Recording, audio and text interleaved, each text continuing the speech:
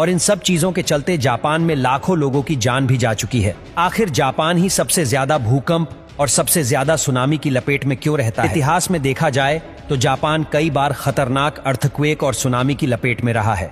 पिछले 1300 सालों में करीब 140 सुनामीज ने जापान पर हमला किया है। वैसे तो अर्थक्वेक और सुनामी से बचना किसी के बस की बात ही नहीं, पर जापान के पास इनसे मुकाबला करने के सिवा और कोई ऑप्शन भी नहीं है। इनमें सबसे खतरनाक साल 1741 में आया था, जिसमें सुनामी की वेव 90 मीटर ऊंची थी। जापान में सुनामी का खतरा भी बढ़ता जा रहा है।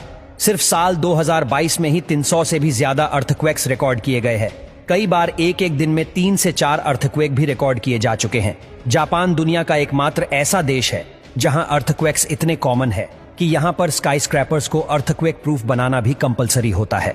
जबकि साल 2000 से लेकर 2022 तक जापान 5 बार छोटे बड़े सुनामी को बर्दाश्त कर चुका है, जिनमें 2011 वाला सबसे जानलेवा था। साल 2011 में ओशिका पेनिनसुला से 72 किलोमीटर दूर समंदर में 9.1 मैग्नीट्यूड का अर्थक्वेक पूरे 6 मिनट तक चलता रहा, जिसकी वजह से एक मैसिव जाइंट सुनामी ने जन्म लिया। ये दुनिया का चौथा बड़ा अर्थक्वेक, जबकि जापान की हिस्ट्री का सबसे बड़ा अर्थक्वेक था। इसके नतीजे में जो सुनामी पैदा हुई उसने समंदर में 55 मीटर या फिर 180 फीट ऊंची लहर पैदा की। सुनामी का सबसे बड़ा मसला यह होता है कि मॉडर्न टेक्नोलॉजी से भी इसे प्रेडिक्ट नहीं किया जा सकता। इसी कारण सेंडाई के रेसिडेंट्स, जिनको सिर्फ 8 मिनट पहले सुनामी की वार्निंग दी गई थी, उनमें से हजारों लोगों को भागने का मौका भी ना मिल सका।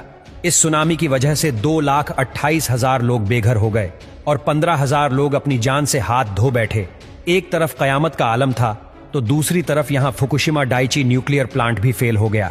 जापान को इस सुनामी की वजह से टोटल $235 बिलियन का नुकसान हुआ, जिसको दुनिया का सबसे महंगा डिजास्टर भी माना जाता है।